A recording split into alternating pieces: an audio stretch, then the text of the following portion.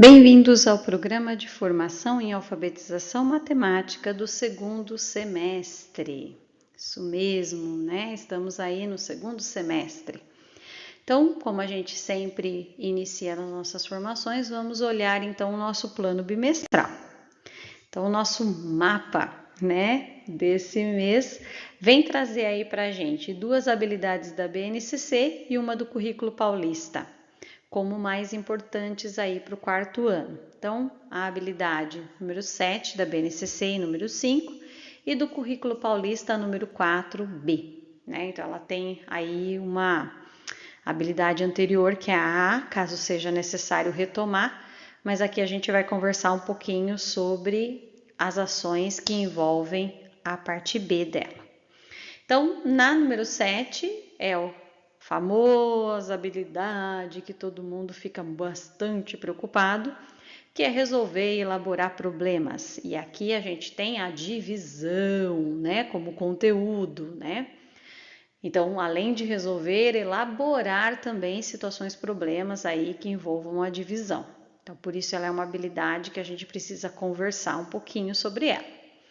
Na 4B do Currículo Paulista, ela vem trazer que a criança precisa saber utilizar aí as relações entre adição e subtração, bem como entre multiplicação e divisão, né? Para ela poder ampliar e desenvolver melhor as estratégias de cálculo. Vejam que essa habilidade ela traz uma certa autonomia, né? Porque quando eu uso a operação reversa, eu na verdade já consigo eu mesma avaliar se eu acertei ou errei aquela operação que eu tive que fazer, né? E a número 5, que para mim é uma das mais importantes, porque ela trabalha o pensar sobre o cálculo, é que a criança possa utilizar as propriedades das operações para desenvolver as estratégias de cálculo. Veja que antigamente a gente tinha muito que decorar como as operações eram realizadas, né? A gente fazia as operações de uma maneira mecânica. A BNCC ela vem e fala não, ela precisa trabalhar as propriedades, o sentido da realização daquela operação. Por que ele está escolhendo aquela operação e para que ela serve? Então veja que tem um pensamento aí embutido na ação.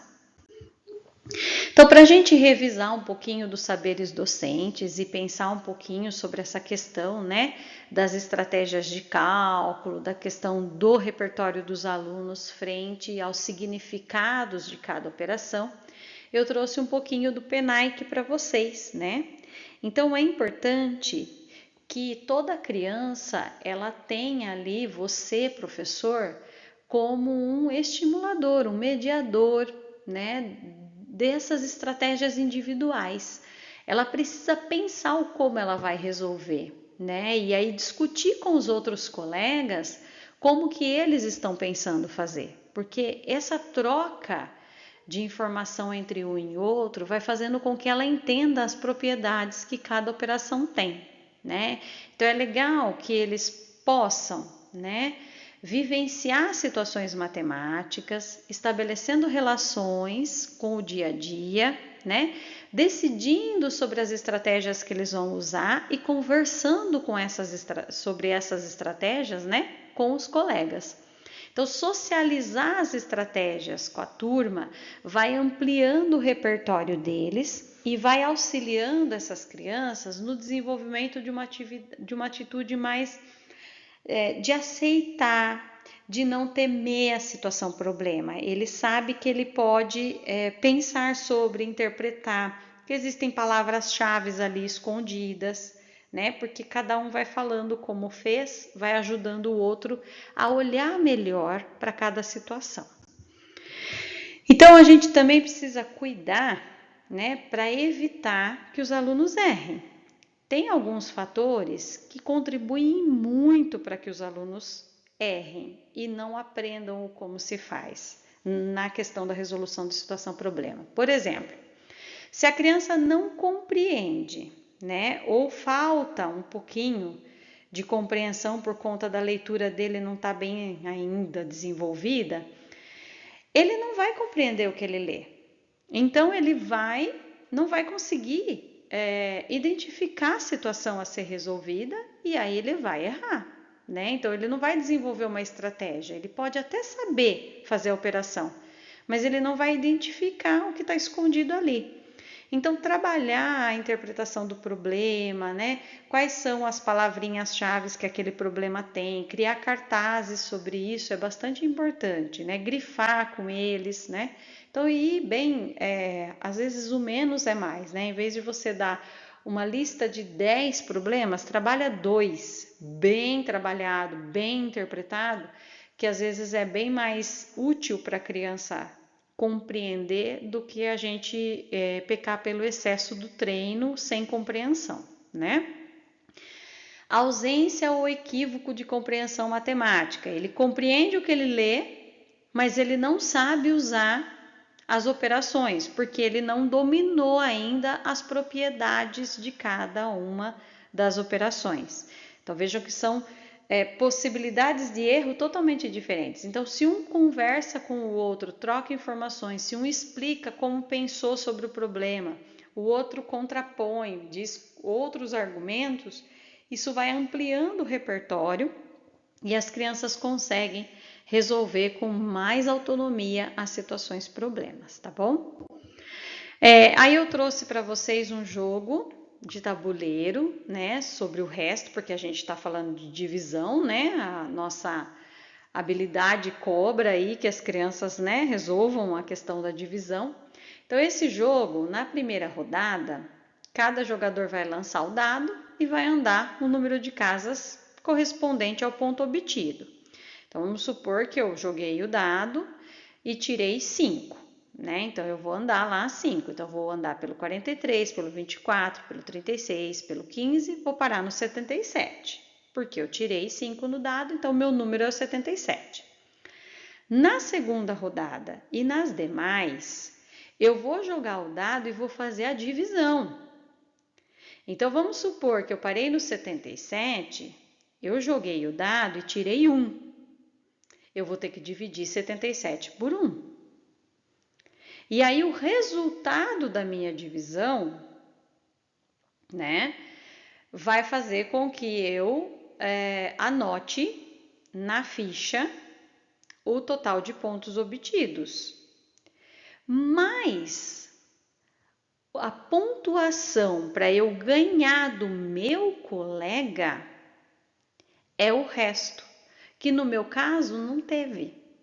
Porque como eu parei no 77 e no dado caiu 1, não tem resto. Então, eu tenho 77 pontos do tabuleiro e pontos meus eu não tenho, porque eu não tenho resto para calcular. Veja que interessante. Então, pensem quantas continhas, né, vamos pensar assim, de divisão, eles vão fazer ao trabalhar com esse jogo, né? E mais, eles vão se preocupar em ter resto na divisão, porque se não tiver resto, não tem ponto deles, tem ponto só do tabuleiro. Olha que interessante. Então, são 2 somas que eles vão fazer no final. Quantos pontos eles alcançaram no tabuleiro e quantos pontos eles tiveram na competição com os colegas. Olha que divertido que é o jogo, né? Então, para eles que já são maiores, é bem interessante. Então, jogou o dado a primeira vez, vai parar numa determinada casa. Jogou o dado a segunda vez, vai fazer a divisão da casa que eu parei com o número do dado. O ponto para eu ganhar do meu colega é o resto dessa divisão. Legal, né? Agora, o ponto do tabuleiro eu vou só anotando. Aí depois você pode criar com ele situações problemas.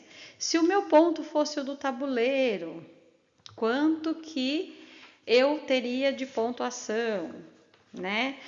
O meu resto, o total, depois que eu acabei aqui, somando todos os restos que eu conquistei, eu tenho, vamos supor lá, 15, 20 pontos. E o meu colega fez 50. Quantos pontos faltam para eu alcançar o colega, né? Então, fazer essas análises com eles é bastante importante. É um jogo, se você fizer ele plastificar, você pode deixar para eles brincarem no recreio, né? Então eles vão se divertir bastante aí com esse jogo, eu tenho certeza disso. Depois eu deixei o jogo da velha para vocês lá no Drive e aqui na descrição também, e o livro A Centopeia e seus Sapatinhos, que também traz bastante atividade legal aí para desenvolver com eles. E vamos falar um pouquinho sobre reta numérica como intervenção. Por quê? Porque a gente precisa trabalhar a divisão já com o olhar do que é que essas crianças vão precisar construir de conceito para a fração e para os decimais mais tarde, né? Então a reta numérica ela já traz esse tipo de trabalho. Então eu vou trabalhar uma reta numérica, uma régua pode ser, né? E aí pode ser aquelas canetinhas de escrever em quadro branco, porque depois ele apaga na régua, não tem problema algum, né? Então 15 dividido por 3, como que eu faço para resolver isso na reta? Então na reta eu vou dividir o 15, né, em 3 em 3, de 3 em 3. Então eu vou lá, ó, uma parte, duas partes, três partes, quatro partes, 5 partes. Veja que quando a gente começa a trabalhar essa ideia da divisão em partes, eu estou cortando igual a régua. Para a criança é muito concreto isso. Que ela corta o bolo para dividir, ela corta o chocolate para dividir. Então, quando eu falo em partes, para ela é muito, né, visual, é muito concreto. E a gente vai estar também trabalhando aqui já a ideia da fração, das partes, né? Então, eu tenho aí como já trabalhar uma ideia, que eu não vou falar nada sobre fração agora, mas essa forma de trabalhar já vai criando estruturas mentais para ele compreender mais tarde. Então é bem interessante, né? Então, olha lá, eu tenho aqui a resposta que é 5, né? Eu tenho 5 partes aí, né? De 3 em 3 no 15. Aqui eu trouxe outro exemplo, o 92 dividido por 4 na reta numérica, então eu vou trabalhar com uma reta de 10 em 10, por quê? Porque eu vou ter que decompor para poder fazer com que esse cálculo aconteça. Então veja que eu estou fazendo concretamente na reta numérica aquilo que depois na continha montada, lá na operação montada, no algoritmo da divisão, ele vai ter mais facilidade de compreender. Então 92 dividido por 4, eu vou decompor. Eu vou calcular 90 dividido por 4 e 2 dividido por 4. Então 90 dividido por 4, eu vou fazer partes de 4 em 4. Então, eu tenho uma parte, duas partes. Mas eu não cheguei em 90. O que aconteceu aqui? Olha lá, sobrou um resto. O que eu vou fazer com esse resto que sobrou? Eu vou trazer ele lá para o 2 dividido por 4. Então, não vai ser mais 2, vai ser 12, porque aqui eu tenho 10, né? De 80 para 90 eu tenho 10. Vejam que tudo que ele vai fazer depois, né, lá na nossa continha, né, na famosa continha, né, nosso algoritmo lá, né, na construção da operação física, né, que a gente fala, a gente vai ter aí concretamente o que está acontecendo, né? Então ficou 12 dividido por 4. E aí 12, então eu não vou mais usar como eu ia usar antes, que era 10, né? Porque eu só precisaria de 2, agora eu preciso de 12. E aí, ó lá, acrescentei ali e vou fazer a divisão por partes. Uma parte, duas partes, três partes. Então veja, eu tinha duas partes lá em cima, quando eu fiz de 10 em 10, mais três partes aqui embaixo. Ou seja, o resultado é 23. Vejam que essa forma de resolver, eu vou decompondo e eu vou facilitando a visualização da operação para a criança. Então, quando eu for trabalhar o algoritmo, quando eu for trabalhar, né, a operação, o esquema da conta e tudo mais, a criança já vai tendo uma facilidade maior. E quando for trabalhar a fração, também. Vejam que eu vou trabalhando ali com eles esquemas mentais de pensar sobre a operação. É isso aí e até a próxima.